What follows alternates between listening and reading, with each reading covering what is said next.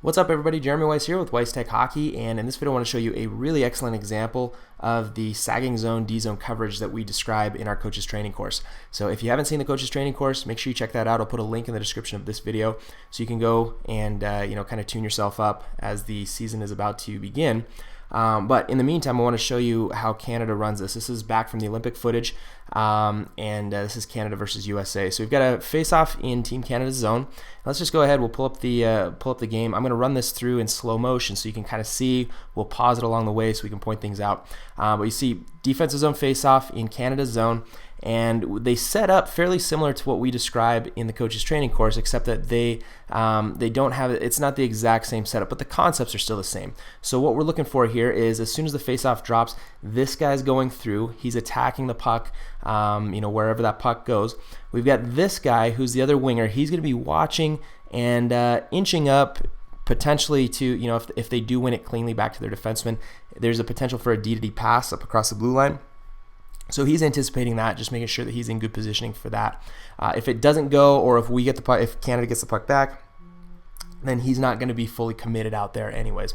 And then the defensemen are in their proper positions, getting ready for a potential breakout. So let's go ahead, we'll hit play, and then we'll let this play through a little bit, and then we'll kind of, like I said, pause it, point out a few things along the way, and then we'll go from there. Team Canada runs this really, really well, and they run it in an advanced style. So we'll show you what I mean by that as we go. Let's hit play.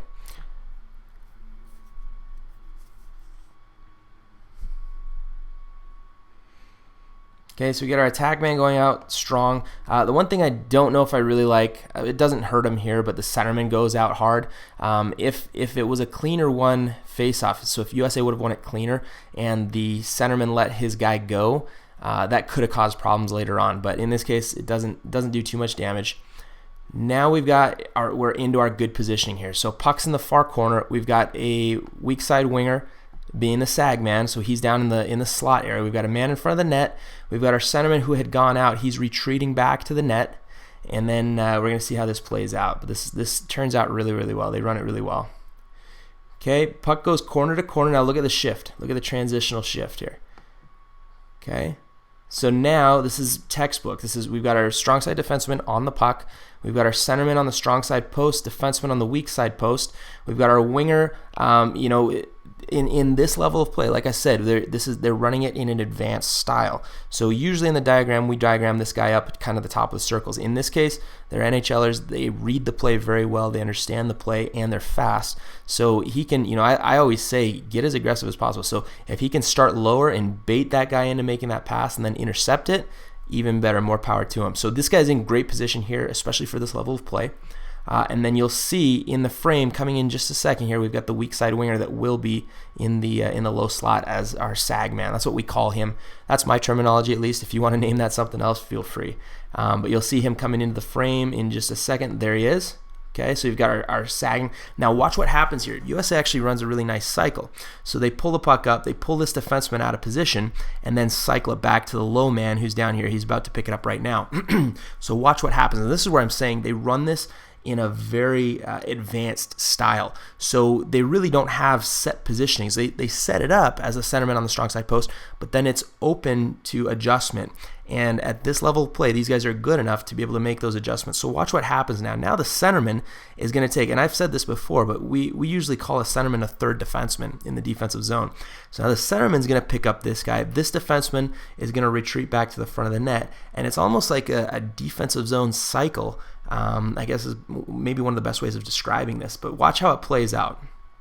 We'll keep going here.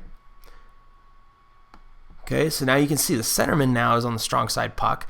We've still got our winger in good position here. We've got our sagging winger here. And we've got our other defenseman. Now he's getting himself in position just in case he needs to support the centerman. So it's really neat to watch how they support each other in the defensive zone.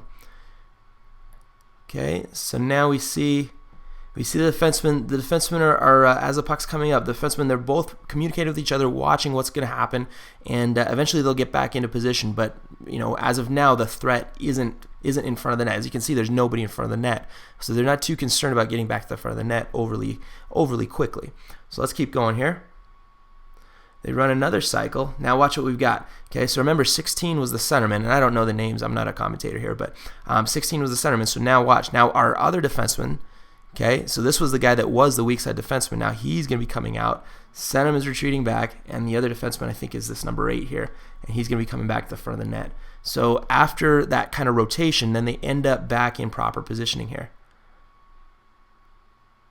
And there we are. We're perfect again. So we've got the strong side defenseman on the puck. Now the puck is on its way behind the net to the other side. We'll get to see another transitional shift here. But the strong side defenseman's on the puck. Centerman's on the strong side post. Weak side defenseman's on the weak side post. Weak side wingers in the low slot. So we're never outmanned in front of the net. They've always got their heads on a swivel, and we had our other winger that's up top. And as we rotate, you should be seeing him now drop down, and this winger pulling out to the strong side defenseman. So let's go ahead and hit play and see if that actually materializes. Okay, so we actually had our winger was in a little bit weird position here, but now, as you can see, it's an adjustment. So he gets back, now he's in good position, he's retreating back to the low slot.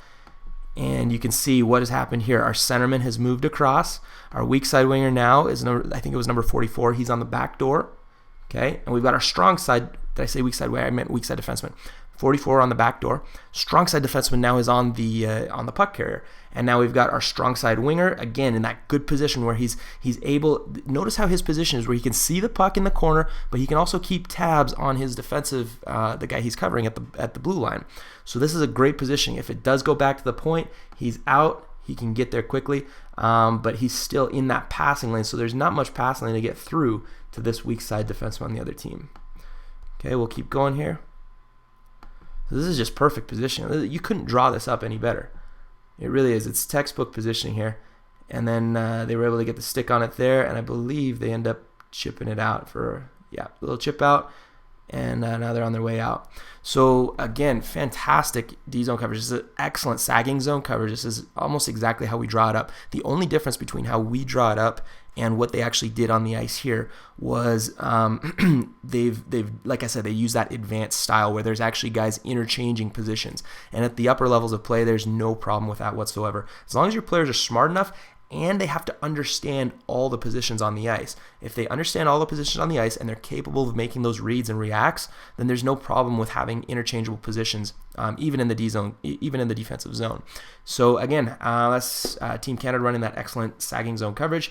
And this was actually one of my favorite games to watch in the Olympics. It was a close game all the way through, and I think it ended up 1-0 final with Team Canada pulling up on top on that one. But anyways, like I said, use this for what it's worth, and we'll put the link in the description to the actual diagram where it's the video chalk talk where we're explaining this on the whiteboard, and you can take a look at that as well.